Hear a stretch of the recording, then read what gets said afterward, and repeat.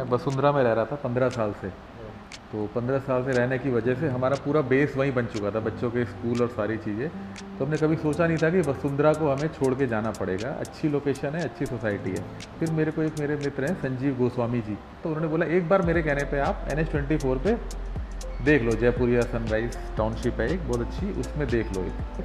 तो हमको इसमें दिव्यांश के फ्लैट दिखाए, तो इनकी क्वालिटी कंस्ट्रक्शन इतनी अच्छी है जिसकी वजह से हमें अच्छा लगा। हालांकि हमने डिसीज़न नहीं लिया, फिर भी उस वक्त माइंड मेकअप नहीं कर पाए। फिर हम दोबारा गए, फिर अगले सैटरडे को एक बार हुआ यार एक बार चल के फिर से देख लेते हैं। और फिर जब देखा, फिर यहाँ से जो कनेक्टिविटी है, जो क्वालिटी कंस्ट्रक्शन है, प्लस जो एमिनिटीज़ है दिव्यांश ओनिक्स की, और फिर मैंने अपने बैंकर से भी बात किया तो यहाँ के लीगल स्टेटस बिल्कुल क्लियर है। तो जब उन्होंने दिखाया तो फिर हम दोबारा आए, क्योंकि मन में तो था कि अच्छा लगा। जब दोबारा देखा, फिर रीचेक किया ऊपर से नीचे तक, तो अच्छा लगा। और फिर मैंने डैडी को बुलाया, ये मेरे पापा हैं, इंडियन आर्मी से रिटायर हैं, तो ये लखनऊ में रहते थे। फिर इनको बताया तो इन्होंने बोला कि मैं देखूंगा।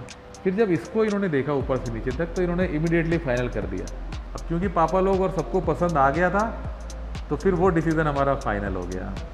हालांकि पूरा मैनेजमेंट यहाँ का बड़ा ही कोऑपरेटिव है, सपोर्टिव है। हमें पूरा प्रोसेस करने में टाइम भी लग गया थोड़ा, ऊपर 10-15 दिन हो गए, लेकिन मैनेजमेंट का बड़ा सपोर्ट था। जो हमारे लास्ट फ्लैट के जो चैलेंजेस थे ना, वो हमने यहाँ पे आके सबसे पहले देखे। फॉर एग्ज़ाम्पल जैसे वहाँ दीमक वगैरह लग जाती थी घरों में, और सीलिंग वगैरह आ जाती थी, वॉशरूम की वजह से रूम में सीलिंग आ जाती थी। तीसरा, जो भूकंप वगैरह होता था उस समय, जो है कई बिल्डिंग्स ऐसी हैं जो भूकंप से प्रोटेक्टेड नहीं है, तो उस केस में क्या होता था कि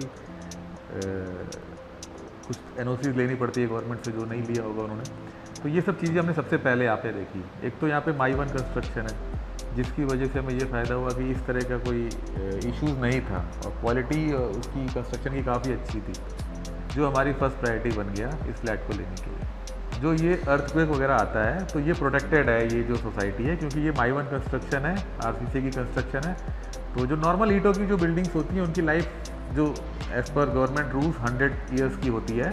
जो माई वन कंस्ट्रक्शन होती है, इसकी 350 ईयर्स की गारंटी होती है। तो ये एक बड़ी अच्छी चीज़ लगी, जिसकी वजह से एक हमारा इंक्लाइनेशन हुआ इस फ्लैट को लेने के लिए।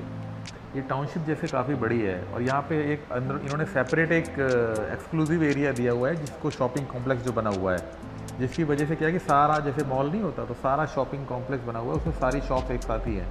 तो अब ऐसा नहीं है कि जगह जगह शॉप्स हैं, हमें जगह जाके लेना, एक ही जगह लेके आप सारा आइटम्स, ग्रोसरी के, वेजिटेबल्स वगैरह सारी चीज़ें ले सकते हो, और सारा गेट के अंदर ही है। और एरिया काफ़ी बड़ा है, देखो फ्रंट में भी पार्क साइड है और पीछे भी पार्क है, तो ये काफ़ी ओपन स्पेस है, तो काफ़ी अच्छा है। सीनियर सिटीजन्स आते हैं, वो भी टहलने के लिए, उनके वॉकिंग के लिए काफ़ी अच्छा हो जाता है, और इतना ज़्यादा कंजेस्टेड नहीं है, सबसे इम्पॉर्टेंट है। पूरा घर वेंटिलेटेड, काफ़ी अच्छा वेंटिलेशन है, तो वो भी एक अच्छी चीज़ है। ये यहाँ का क्लब हाउस मैंने देखा, जो इनका क्लब हाउस है ना, जिस एरिया में, इतने में ये एक टावर खड़ा कर सकते थे प्रॉपर, लेकिन ये जो है ये काफ़ी अच्छा किया इन्होंने कि जो बाकी सिटीजन्स हैं यहाँ पे जो रहते हैं, उनके लिए इन्होंने इस तरह का इतना बढ़िया क्लब हाउस बनाया। तो डे 1 से ही हम इसको यूज़ कर रहे हैं। क्लब हाउस है और जिम भी है, और मिनी एक प्रकार से गेस्ट हाउस भी बना है। छोटा मोटा कार्यक्रम अगर है तो यहाँ हम संपन्न कर सकते हैं।